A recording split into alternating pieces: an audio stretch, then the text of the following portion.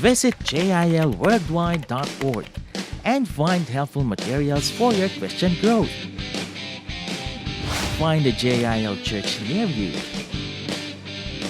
Watch timely teachings from JIL pastors. Watch JIL services live from the convenience of your home through your desktop, PC, tablet, or smartphone. Watch video podcasts from none other than the spiritual director and international president of the Jesus is Lord Church Worldwide, Brother Eddie C. Villanueva. Read motivational articles and devotional materials, freebies, and downloadables. Witness the latest happenings on JIL churches worldwide through OmniScoop. Support the ministry by placing your business ads. And a lot more. For more information, log on to jilworldwide.org now. Sasalita ay luwalhatiin ka.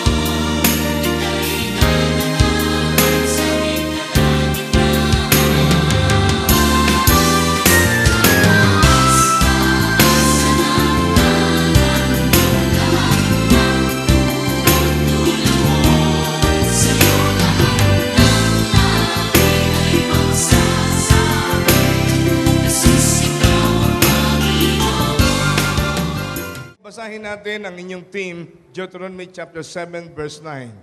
Therefore know that the Lord your God, He is God, the faithful God, who keeps covenant and mercy for 1,000 generations with those who love Him and keep His commandments.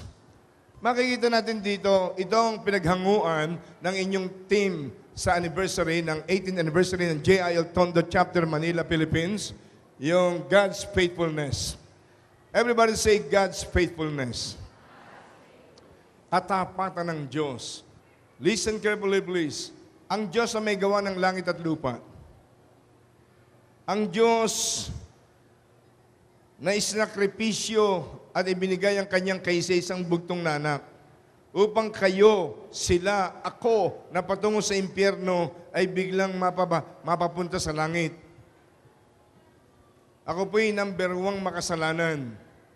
Nung unang panahon, tinuturuan kong magsasaka, mangingisda, manggagawa, mga estudyante, huwag kayong maniwala sa Diyos, kalokohan yan. Ang kailangan natin, unite the masses of our people and spark the engine of national democratic revolution to establish a just and human society. Magrevolusyon tayo para magkaroon ng pagbabago. Yun ho ang pumasok sa utak ko nung ako'y college student leader nung panahon na yon. Ako'y binaril, ako'y kinulong 2 beses, ako'y napunta sa bundok ng Tinago Island ng Bicol kasama ko mga taga-Maynila ng mga aktivista. Marami ho akong dinaanan, hinagisa ng Granada, marami akong dinaanan, hindi pinayagan ng Diyos na ako'y mamatay. Hindi ko alam na may plano ang Diyos sa aking buhay na maging pastor at ebanghelista. Kaya ho, ito ang misyon ng aking buhay. Daling kong lahat ng tao sa Diyos. Wala akong pakialam sa inyong relihiyon. Ang relihiyon, pag pinag-aralan yung Biblia, ang impyerno ay punong-puno ng mga taong galing sa lahat ng relihiyon. Dahil ang mahalaga sa kaligtasan sa Diyos ay hindi relihiyon, kung hindi relasyon. Hindi relihiyon, relasyon sa Diyos na makakamit lang natin sa magitan ni Jesus na nagsabing siya lang ang daan, ang katotohanan at ang buhay. Walang makaparoon sa Ama kung hindi sa pamamagitan niya. Sumapi man tayo sa JIL Church, sa impyerno pa rin ang punta niyo. Kapag hindi kayo nagkaroon ng tamang relasyon sa Diyos. Paano ba magkakaroon ng tamang relasyon sa Diyos? Paano ba ikaw at ako'y magiging tagalangit? Paano ba ikaw at ako'y magiging immigrant of heaven? Basahin ninyo John chapter 1, verse 12. Yet to all who receive Him, sa mga tumanggap kay Jesus, to those who believe in His name, sa mga sumampalataya sa Kanyang pangalan, He, referring to God the Father, gave the right to become children of God. Yung tumatanggap sa kaisa-isang bugtong na anak ng Diyos Ama na si Jesus, ang tumatanggap sa Kanya, sumasampalataya sa Kanyang pangalan, binibigyan niya ng ano? Right to become children of God. Karapatang maging anak ng Diyos. Yung bang anak ng inyong kapitbahay pwedeng tumawag sa inyo ng tatay, nanay? Hindi. Ang pwede lang ang tumawag sa inyo ng tatay, nanay, tatang, inang, daddy, mommy, ang pwede, mother, father, ang pwede lang tumanggap at tumawag sa inyo noon, yung talagang anak ninyo.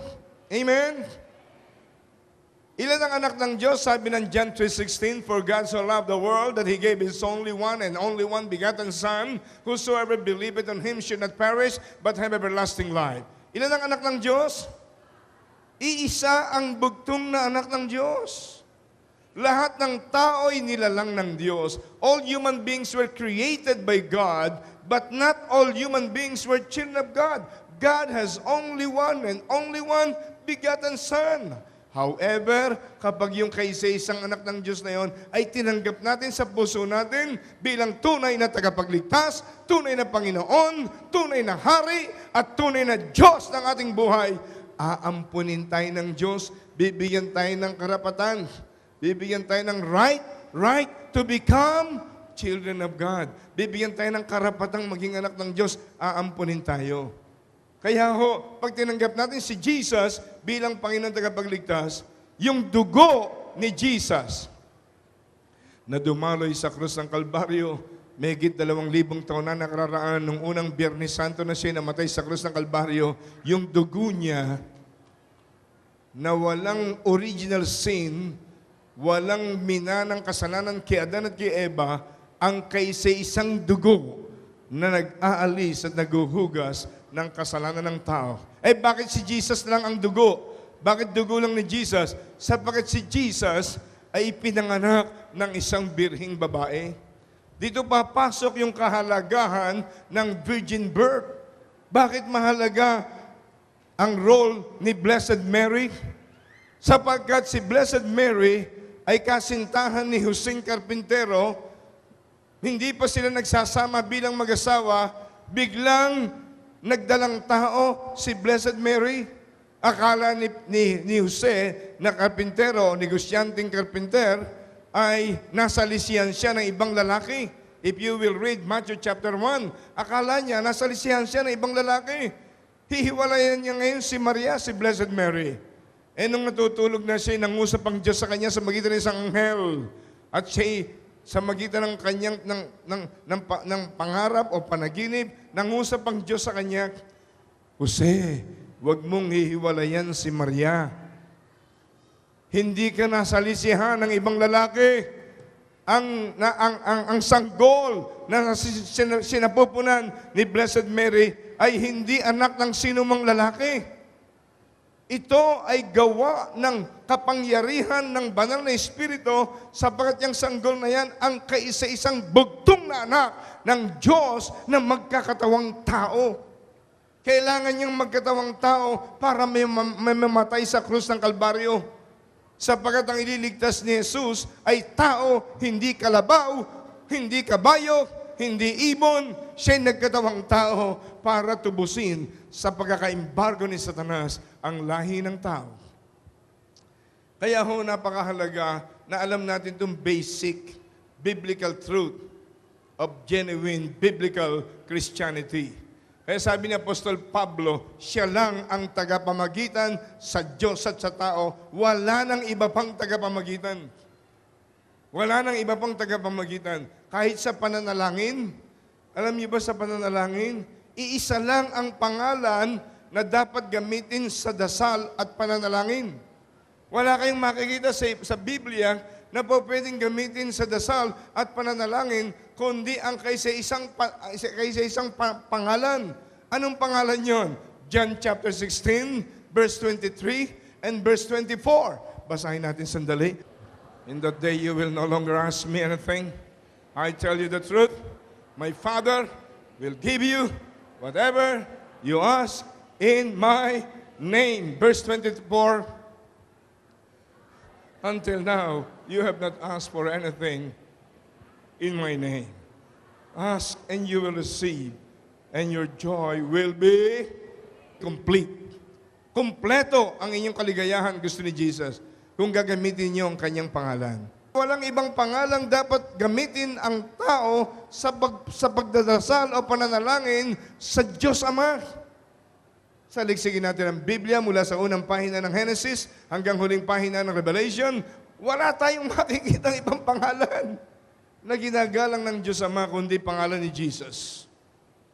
Kaya sinabi rin ni Jesus, I am the way, the truth, and the life. No one can come to the Father except by me, even your prayers. Palakpakan natin sandali ang Panginoon. Amen, Lord. Hallelujah. God is faithful to all His promises. Everybody say, God is faithful to all His promises. Ang Diyos ay matapat sa lahat ng kanyang mga pangako sa kanyang mga anak. Kailangan maniwala tayo ron. Ano ang mga bersikulo sa Biblia na kailangan nating malaman? Numbers chapter 23 verse 19. God is not a man that He should lie, nor a son of man that He should change His mind. Does He speak and then not act? Does He promise and not fulfill? Tingnan ninyo ang 1 Kings. Doon sa 1 Kings chapter 8 verse 56. Praise be to the Lord who has given rest to His people Israel, just as He promised. Not one word, everybody read. Not one word has failed of all the good promises He gave through His servant Moses. Wala na isang pangako na hindi tinupad ng Diyos. Mga pangakong ibinigay niya sa kanyang mga anak, sa kanyang mga tao, sa magitan ni Moses. Brother Eddie, panahon ni Moses yon. Listen carefully, please. Ang Diyos ay hindi lumalaos. Ang Diyos ay hindi nagbabago. Sabi niya sa Malakay 3:6, I am the God and I change not. Sabi niya sa Hebrews 13 verse 8, Jesus Christ is the same yesterday, today, and forever. Hindi nagbabago kahapon, ngayon, magpakailanman. At ang Diyos ho, no respecter of persons. No respecter of persons. Pag nangako ang Diyos sa isang anak niyang taga-Tondo, ganon din ang gagawin niyang pangako sa isang anak niyang taga-Bulacan o taga-Bisaya sa Mindanao o taga-Luzon. God is no respecter of persons. Makikita natin yon sa banal na kasulatan. I think in Acts chapter 10 verse 34, God shows no favoritism. In other translation, God is no respecter of persons. Tingnan natin ang Psalm 119 verse 89. Your word, O Lord, is eternal. It stands firm in the heavens. Wow! Ang salita ng Diyos ay eternal. Nakatayo ito sa langit. Sa King James Version or New King James Version, Thy word is settled in heaven forever.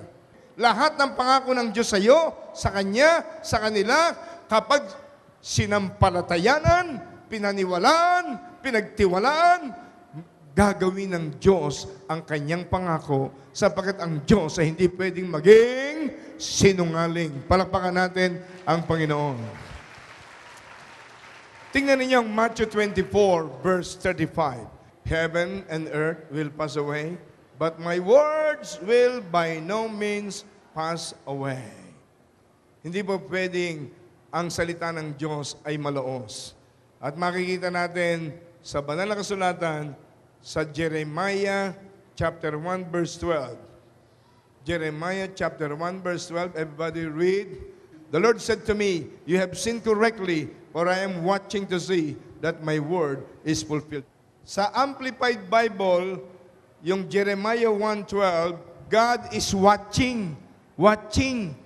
Pinapanood ng Diyos ang kanyang salita. Nakatayo siya. I'm standing behind my word or my promises. Standing, watching, guarding. Sa Amplified Bible, guarding, binabantayan niya ang kanyang mga salita, ang kanyang mga pangako, na kapag ang kanyang salita at pangako ay ipinangaral, tinanggap ng tao, nagkaroon ng pananampalataya ang mga tao, they believed, they accepted, and they acted upon. Kapag ang salita ng Diyos ay inaksyonan ng tao, mangyayari ang mga pinangako ng Diyos sa tao. Amen? Palapakan natin ang Panginoon. Amen? Hallelujah. Meron po akong isi-share sa inyo testimonial experience. June 17, 1983. At ako po'y nangangaral noon, nagtuturo ako ng faith, ng prayer, miracles, healings, etc. Pagkatapos noon, maraming humingi ng counseling sa akin. Inabot kami ng hating gabi. Umuwi ho kami sa bahay namin mula Bunlo, Bukawi, sa Binyang, Bukawi, kung saan nakatira ang aking biyanan. Doon kami nakatira pa nung unang panahon ni Sister Dory, pagkakasal namin. Pagkatapos nabuksan namin yung gate, yung aming kasambahay, binuksan yung pinto ng bungalow house nila Sister Dory. Karga-karga ko si Johnny, 5 years old. Biglang-bigla po, habang ginigising ni Sister Dory, yung dalawang anak namin, si John, yung panganay, 1983, bata pa siya noon. Si Joel, yung pangalawa, yung TESDA secretary, dating naging congressman ng SIBAC Party List or Citizens Battle Against Corruption. Yung aming bunso, nasa sinapupunan ni Sister Dory, kabuntisan niya. Pagpasok ko gano'n, papasok na ako sa pinto, may bumaksak ako sa likod. Dalawang malaking fluorescent lamp ay nakabukas. Kitang-kita ko ho kung ano yung bumagsak. Live grenade. Granada. Wala na akong time mag-isip. Kinover ko yung aking katawan sa anak kong babaeng si Johnny. Nakarga-karga ko, 5 taon pa lang noon. At sinabi ko lang, Jesus! Wala na akong time mag-isip. Kinover ko lang yung katawan ko. Jesus, sa isip ko, bahala ka na, Panginoon. Sumabog ng napakalakas na sabog. Deafening explosion, namimingi yung tenga ko. Just a meter away. Naramdaman ko, nakatayo pa rin ako. Yung tenga ko po, namimingi.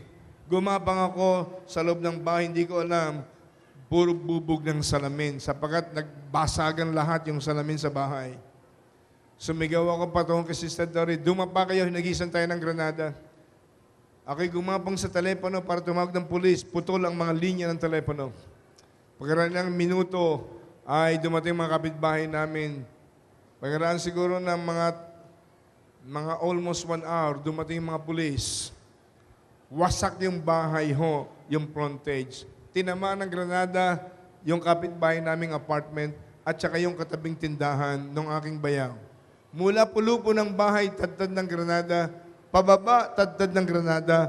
Pati yung hose ng tubig, tadtad ng granada. Tinamaan yung aso. Kami hong lahat, wala ni isang tumamang granada sa amin. Iniligtas kami ng Diyos na buhay.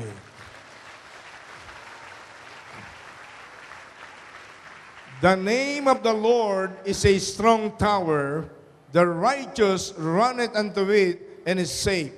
Proverbs chapter 18 verse 10. Basahin po natin sandali. Proverbs 18 verse 10. Everybody read. The name of the Lord is a strong tower. The righteous run to it and are safe. Nakakatawa ho kung minsan. Nung gabi hong yun, June 17, 1983, na dyaryo po yan. Front page sa lahat ng halos ng mga dyaryo nung panahon na yon. Pastor, hinagisa ng Granada. Front page ho, sa Tempo, sa People's Tonight, etc., etc. Wala hong tumama sa amin kahit isang shrapnel. Nagulat yung mga CIS. Pinuntahan ng CIS, ang laki-laki ng uka ng Granada, yung ulo ng sanggol, pwedeng ilagay doon. Walang tumama kahit isa sa amin. Kasi nung gabi na yon, sabi ko sa mga tao, kung kayo ay naharap sa panganib, tandaan ninyo ang Proverbs 18:10, the name of the Lord is a strong tower, the righteous run to it and are safe. Pinalakas ko ang loob ng mga tao at binanggit ko pa yung Isaiah 54 verse 17. No weapon formed against you shall prosper, and every tongue which rises against you in judgment you shall condemn. And this is the heritage of the servants of the Lord, and the righteousness is from me, says the Lord.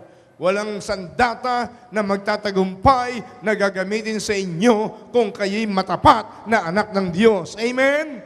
Palapakan natin ang Panginoon. Amen? Kailangan nyo ng divine protection. Maging matapat po tayo sa Panginoon. Ang ating pananampalataya sa Kanya ay dapat maging buhay at hindi patay. The Bible says in Hebrews 11 verse 6, it is impossible to please God without faith. He that cometh to God must believe that He is, and He is a rewarder of them to those who diligently seek Him. Hebrews 11 verse 6. It is impossible to please God without faith. Sabi ng James chapter 1 verse 6 and verse 7, let him ask in faith, nothing wavering, for he that wavereth is like a wave of the sea, driven by the wind and tossed. Let not that man think he shall receive anything of the Lord. Sinabi ng Romans chapter 10 verse 17, faith cometh by hearing, and hearing by the word of God. To cut the story short, sabi ng Diyos, imposible na ang Diyos ay matuwa o malugod sa buhay ng mga taong walang pananampalataya. At ang pananampalatay darating lamang sa puso ng tao sa magitan ng pakikinig ng salita ng Diyos.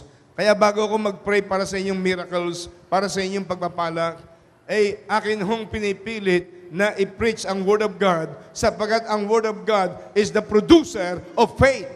Ang faith ho o pananampalataya para magbukas ang langit at ang Diyos ay hipuin ng ating pananampalataya, kailangan ang pananampalataya nakabase sa salita ng Diyos. Faith cometh by hearing, and hearing by the Word of God. Romans chapter 10 verse 17. Palakpakan natin sandali ang Panginoon. Amen, Lord. At dito po ako magwawakas sa isang illustration. Magkaiba ang naniniwala sa Diyos at nananampalataya sa Diyos. Malaki ang pagkakaiba. Anong pagkakaiba, Brother Eddie, ng naniniwala sa Diyos at nananampalataya sa Diyos? Malaki po ang pagkakaiba. Puntahan niyo sa mga bilangguan yung nag-rape, pumatay, nagnakaw, at walang pusong pinatay yung ninakawan. Naniniwala ka ba sa Diyos? Lahat sila nagsasabing naniniwala sa Diyos. Pwerang mga komunista, pwerang mga atheist na katulad ko dati na hindi naniniwala sa Diyos. Pero lahat ng tao, anuman ang relihiyon, anuman ang pinanggalingan, gumawa man ng mga heinous crimes, naniniwala ka ba sa Diyos? Naniniwala sa Diyos. Linggo-linggo nagsisimba. Pero malaki po ang pagkakaiba ng naniniwala sa Diyos at sumasampalataya. There's a great difference between knowing about God and believing on God. Ano pa ang pagkakaiba? Ito po ang pagkakaiba through an illustration. Fiesta sa isang probinsya, nagpapalabas ang isang sirkero, lumalakad, nagbibisikleta sa alambre. Isang poste, at doon sa kabila may poste, merong alambre, nagbibisikleta yung sirkero. Akala ko nung una, yung kwento lang ito, yung pala sa Amerika, sa SeaWorld, merong nakita akong gano'n, nagbibisikleta sa alambre. Ngayon no, nagbibisikleta sa alambre yung sirkero sa isang piyestahan. Pagdating doon sa isang poste, palakpakan yung mga tao. Bravo, bravo, mabuhay, mabuhay. Palakpakan ng mga tao. Sabi ng sirkero, kayo ba'y naniniwala na ako'y makababalik pa rin doon sa aking pinanggalingang poste, nagbibisikleta pa rin ako, at meron pang isang taong nakasakay sa aking balikat. Naniniwala ba kayo? Naniniwala kami, gawin mo na. Naniniwala kami, gawin mo na. Sabi ng sirkero, kung ganon, sino ang unang-unang magbubuluntaryo para sumakay sa aking balikat? Tahimik na tahimik yung mga tao. Nung una, nagsisigawan, tahimik na tahimik. Walang maglakas loob na sumakay sa kanyang balikat. Bakit? Natatakot. Baka mamaya madulas yung magkamali yung sirkero nagbibisikleta, mahulog at mamatay. Lahat naniniwala na kayang gawin ng sirkero yung sinasabi niya. Walang nananampalataya. Walang nananampalataya. Walang nagtitiwala. Walang nananalig. Yan po ang pagkakaiba ng naniniwala sa Diyos at nananampalataya sa Diyos. Magagawa lang nating manampalataya sa Diyos kung magbibigay tayo ng panahon sa Kanyang salita. Napakahalaga ang salita ng Diyos. Kaya sinabi ni Jesus sa Matthew 4:4 and Luke chapter 4 verse 4, man shall not live by bread alone, but by every word of God, or every word that proceeded out of the mouth of God. Ang tao'y nabubuhay hindi lamang sa tinapay, kundi sa bawat salita ng Diyos. Ang salita po ng Diyos ay producer of faith. Producer of faith. Romans 10:17, faith cometh by hearing, and hearing by the word of God. Ang salita po ng Diyos ay espiritu at buhay. Sabi ni Jesus sa John 6:63, the words that I speak unto you are spirit and they are life. Ang salita po ng Diyos ay buhay at espiritu. Hallelujah. Ang salita po ng Diyos ay gamot. Gamot sa sakit, gamot sa katawan, gamot sa karamdaman. Kaya merong Psalm 107 verse 20, God sent His word and healed them and saved them from their destruction. Pinadala muna ng Diyos ang kanyang salita at pagkatapos ay pinagaling ang mga may sakit. Ang sabi ng Proverbs chapter 4 verse 20 up to verse 23, my son, attend to my words, incline thine ears unto my sayings. Do not let them to depart from your eyes. Keep them in the midst of your heart, for they are life to those who find them, and they are health or medicine to your flesh. Ang salita po ng Diyos ay gamot. Kaya hindi ko magawang manalangin agad, sapagkat baliwala ang panalangin sa exercise in futility kung walang faith ang puso ng tao. And faith cometh by hearing, and hearing by the word of God. Salamat sa inyong pagtsatsaga, at ako'y nagtsatsaga ring mangaral at magturo ng salita ng Diyos, because this is the key. Without faith, our prayer is just an exercise in futility. And praise God, faith is being born in our heart by hearing, and hearing by the word of God. Sa magitan ng pakikinig at pakikinig ng salita ng Diyos, magkakaroon tayo ng pananampalataya. Anong kailangan nyo ngayon sa oras na ito? May katiyakan ba na tayo pupunta sa langit? May katiyakan ba na tayo ligtas sa impyerno? Kung walang katiyakan, kailangan bago tayo umalis sa lugar na ito, tiyakin natin ligtas tayo sa apoy ng impyerno. Tinanggap natin ang kaligtasan, ang buhay na walang hanggan na nirerigalo ng Panginoon. Paano natin makukuha ang buhay na walang hanggan? Ano ang sabi ng 1 John chapter 5 verse 11? 1 John chapter 5 verse 11, pag tinanggap natin si Jesus sa John chapter 1 verse 12, anong mangyayari? Sabi ng 1 John chapter 5 verse 11, everybody read. And this is the testimony that God has given us eternal life, and this life is in His Son. Verse 12, he who has the Son has life, he who does not have the Son of God does not have life. Ang kinaroroonan ng anak ng Diyos ay kinaroroonan ng buhay. At ang hindi kinaroroonan ng anak ng Diyos ay hindi kinaroroonan ng buhay. Gusto niyo ng kaligtasan? Tanggapin natin si Jesus sa puso natin bilang Panginoon at tagapagligtas. Palakpakan muna na sandali ang Panginoon. Glory to God. Hallelujah. Salvation. Spiritual salvation. Pangalawa, anong kailangan natin? Kagalingan sa sakit, karamdaman. Everybody read Isaiah 53 verse 5. He was wounded for our transgressions. He was bruised for our iniquities. The chastisement for our peace was upon Him. And by His stripes, we are healed. Sa mga latay na tinaglay ni Jesus, kayo at ako'y tumanggap ng kagalingan. Kaya mga magulang at kapatid, hindi lamang kaligtasan ng kaluluwa, pati kagalingan sa katawan ay binibigay ni Jesus. Hindi lamang yon, pati kabuhayan. Totoo ba yan, Brother Eddie? Yes. Ano ang sabi sa Bible? Sa kabuhayan? 2 Corinthians chapter 8, verse 9. For you know the grace of our Lord Jesus Christ, that though He was rich, yet for your sakes He became poor, that you, through His poverty might become rich. Gusto ng Diyos maging rich kayo at ako. Ang liwaliwanag. Nung si Jesus ay magkatawang tao, hindi lamang kasalanan ang kanyang inako.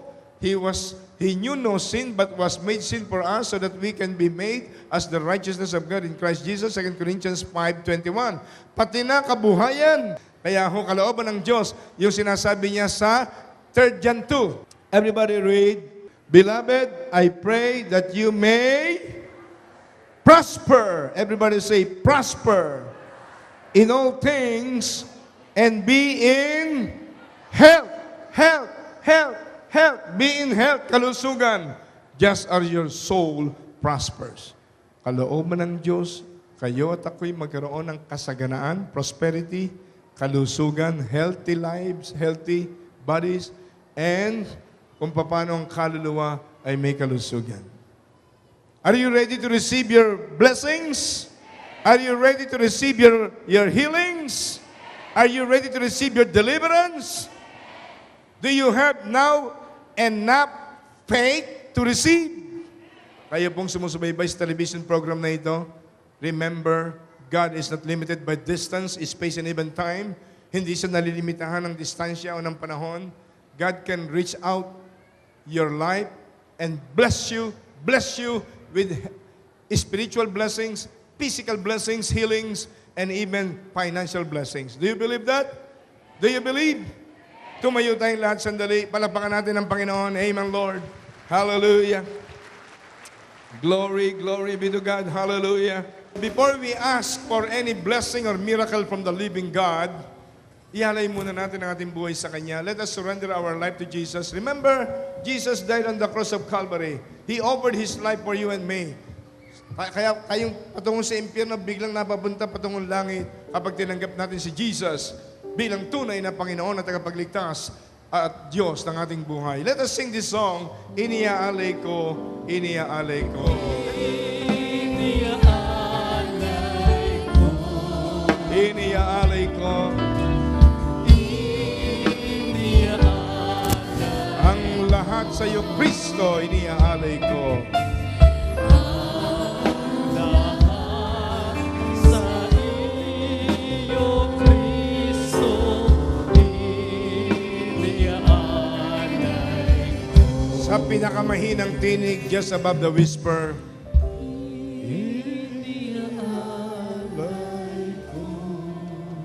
everybody, iniaalay ko. The Lord is here. If there are 2 or 3 gathering together in His name, He is in their midst. Matthew 18, verse 20. Sa iyo, Kristo, Iniaalay ko. iniaalay ko. Inihiling ko ang lahat ay yumuko lang sandali at manahimik. Manahimik lang tayo sandali. Let us all be silent and let us bow our head for a while.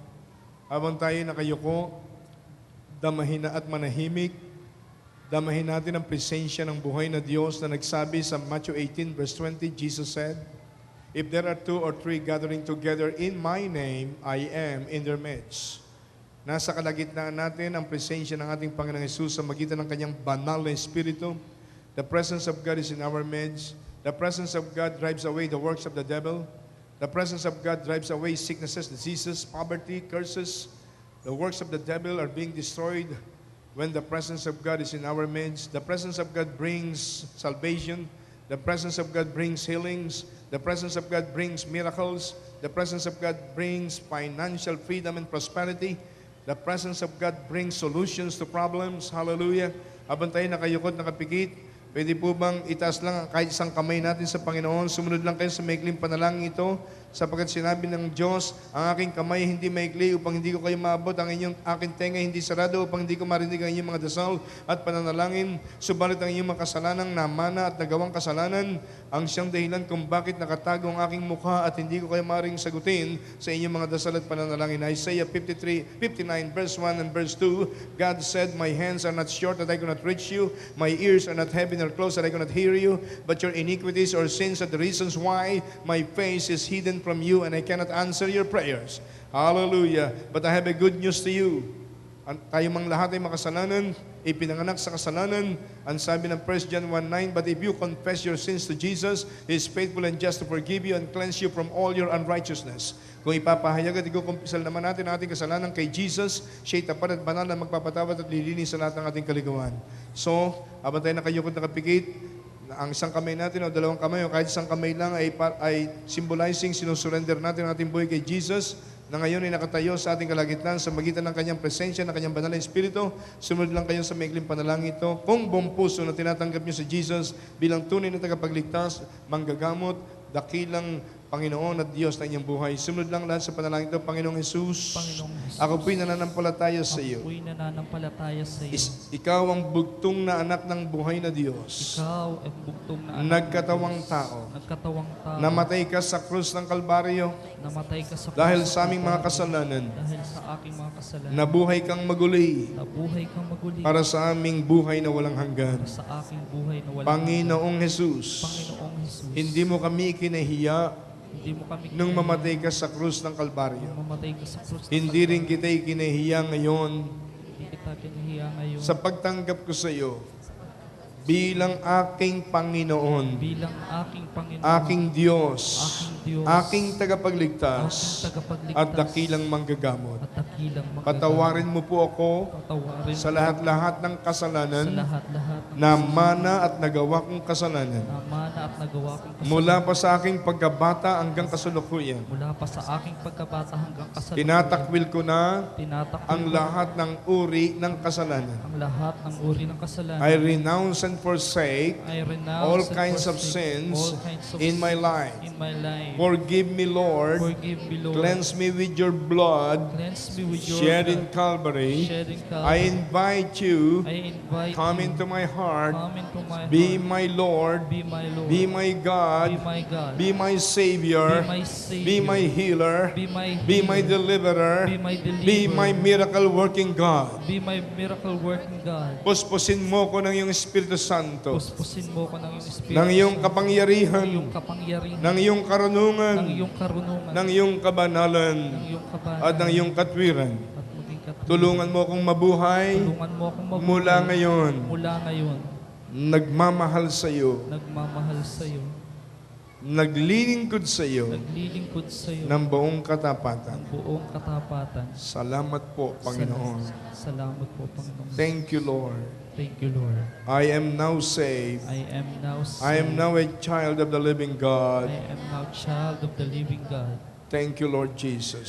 you, Lord Jesus. Thank you, precious Holy Spirit. Thank you, precious Holy Thank you, Spirit. Father God. Thank you, Father God. Is any one of you who needs miracle from the Lord or any healing or any answer to God's to any problem? God is here, and we will sing one song. I know God is able in English. I know God is able in Tagalog. Alam kong may magagawa ang Diyos. Sino man sa inyo may mabigat na problema, gaano man kabigat ang inyong problema, maaring sa inyong personal na problema, meron kayong problemang napakabigat, at hindi nyo malaman bakit wala pang nangyayari na kalutasan, o kaya kakatawanin ninyo inyong mahal sa buhay na may mabigat na problema, lumakad lang kayo ng dahan-dahan patungo sa harapan dito habang inaawit ang awit na ito, at tutulungan namin kayong lumapit sa Diyos ng may panalangin, may pananampalataya. Alam kong may magagawa ang Diyos. Let us sing that song prayerfully with faith for the glory of God. Alam kong may magagawa ang Diyos. Alam kong may magagawa ang Diyos. Sing it with faith. Sing it with faith.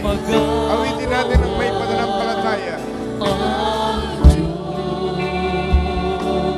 Kung ako'y magtatapat sa Kanya'y susunod, Magtatapat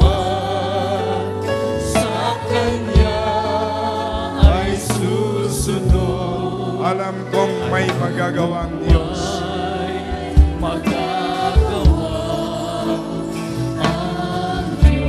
Just for a moment, please. Just agree with me with this prayer. Patuloy tayong nasa diwa ng pananalangin. The Lord is here. Ako po ang mangunguna sa panalangin. Mag-agree lang kayo sa inyong isip, sa inyong puso. At ang inyong bibig ay sasabihin nyo, yes, Lord, I believe. Yes, Lord, I believe. Yes, Lord. Amen, Lord. Hallelujah. Just agree with this prayer of faith. Because Jesus said, if there are two on earth agreeing in touching a particular thing, it shall be done by the Father in heaven. Matthew 18, verse 19. O Lord God, dakilang Diyos na may gawa ng langit at lupa, ang manaming sumasalangit, tinuruan ko po ang mga anak mo, ang mga tao sa lugar na ito, ng pananampalatayang nakabatay sa Biblia, sa iyong salita. At ikaw may sabi, ang iyong salita'y buhay, ang iyong salita'y espiritu, ang iyong salita ay nagbibigay ng pananampalataya, ang iyong salita ay gamot sa mga may sakit, ang iyong salita ay buhay sa mga nangangailangan ng tunay na buhay na masagana at malusog at masayang buhay. Panginoon, buksan mo ngayon, O Diyos, ang lahat ng bintana ng kalangitan. Ngayon, Panginoon, iunat mo, O Diyos, ang iyong mahabang kamay, ang iyong makapangyarihang kamay, mapaghimalang kamay, mapagpagaling na kamay, mapagpalang kamay. Yes, Lord, mapaghimalang kamay. Ipatong mo ngayon ang iyong mahabang kamay sa kapangyarihan ng iyong banal na Espiritu, Panginoon. Lord, nakikita mo ang mga anak mong may sakit, may karamdaman. Ang kanilang kamay nakapatong sa kanilang katawang may sakit, may karamdaman. Ang iba naman ay humihingi ng himala sa kabuhayan, humihingi ng himala sa pagbabago ng asawa, ng anak, ng magulang, ng kapatid, o pagbabago ng isang mahal na sa buhay, o anumang klaseng himala na kailangan nila, Panginoon. Buksan mo lahat ng bintana ng kalangitan, O Diyos, at simulan mong ibuhos, Panginoon, ang packages of blessings, ang packages of miracles. Yes, Lord, yes, Lord. O padaluin mo sa kanila, Panginoon, ang himala ng kagalingan. I rebuke sicknesses, I rebuke diseases, I rebuke heart diseases, I rebuke even cancer, even pneumonia. Yes, Lord, all kinds of sicknesses and diseases, I bind you by the blood of Jesus, and I bind you and I rebuke you in Jesus' mighty name. I command you to get out, get out, get out. Lumayas kayo, sakit karamdaman sa katawan ng mga anak ng Diyos. Lumayas kayo. Their bodies are now temples of the Holy Spirit. Hallelujah. Redeemed by the blood of the Lamb.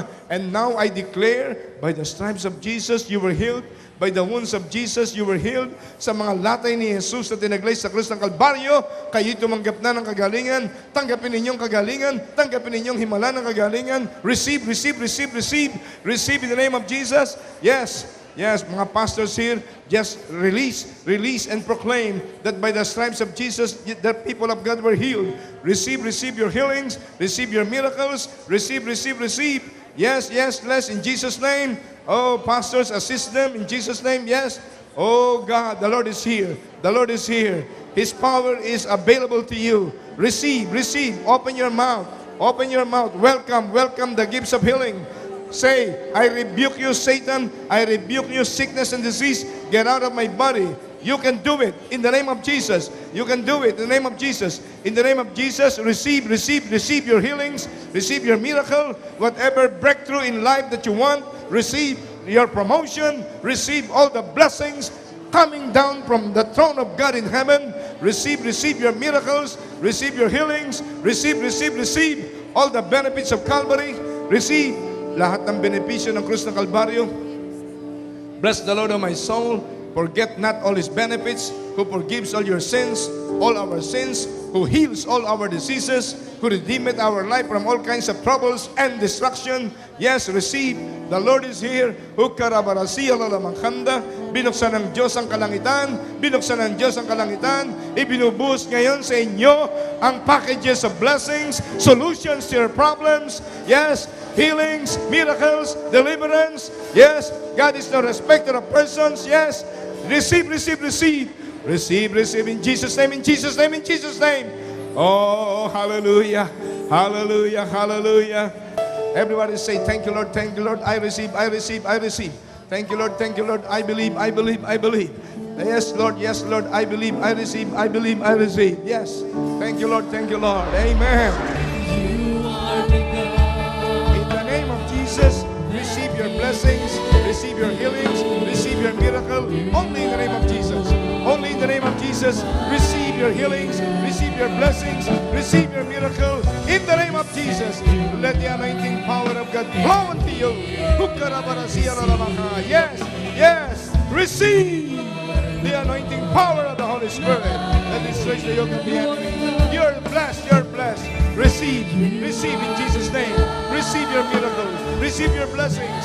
In the name of Jesus, receive your healings, receive your blessings, receive your miracles. Yes, yes, yes. Welcome, welcome the anointing of healings. Receive. Open your mouth and say hallelujah, hallelujah. Receive, receive, receive. In the name of Jesus, receive your healings, receive your miracle, receive your miracle, receive your blessings, receive your miracle, receive your blessing, receive your brightest future, receive. Gumaling yung sakit ko, pananakit ng aking mata, dinayin ko sa kanya, pati yung paggagaling, panunumbalik ng tinig ko. Yung tuhod ko nawala yung sakit. Salamat po sa Panginoon sa mga biyayang binigay niya po at sa kagagaling ng mga may sakit. 100% ko pinapasalamatan ng Diyos sa buhay ko dahil binigyan ako ng kalakasan, physically, mentally, and spiritually. God is good. He is the great healer. At marami na rin siyang ginawa sa buhay ng pamilya. Talagang blessing po talaga yung yung muli mo pong makilala ulit si God. Kasi halos nagpunta po ako ng Japan, halos parang na-miss ko siya, na-miss ko yung church, na-miss ko rin po yung mga ka-church mates ko. Talagang napakabuti niya kasi hindi niya po kami pinapabayaan kahit sa sa problema po, nandiyan po siya talaga. Yung pagpapala niya, yung kalakasan ko kasi 60 na ako. Ito pa rin malakas ako, wala akong sakit. Yun ang pagpapala na binibigay ng Lord sa akin. Nagpapasalamat ako sa Diyos dahil alam ko pinagaling niya ako. At yung salita niya talaga tumatago sa puso. Naramdaman ko yung pag-ibig at saka presensya ng Diyos sa araw na ito. Masyadong masaya yung kalooban ko sa naranasan kong kay Brother Eddie. Talaga marami kang matututunan kay Brother Eddie talaga. Kaya malaking pasasalamat namin kay Jesus. Una sa lahat, naranasan ko yung pagkilos niya ngayon sa buhay namin. Yung sa anak ko, yung sa trabaho niya, natanggap siya sa Ateneo. Plus yung pag-uwi ng mister ko, maaaprobahan na. Salamat po sa araw na ito. Na-invite po ako, salamat. At puno-puno ng kagalakan ng aking puso sa mga narinig ko kay Brother Ed. Yung healing, yung financial, lahat-lahat. Kaya nagpupuri ako at nagpapasalamat kay Jesus Life.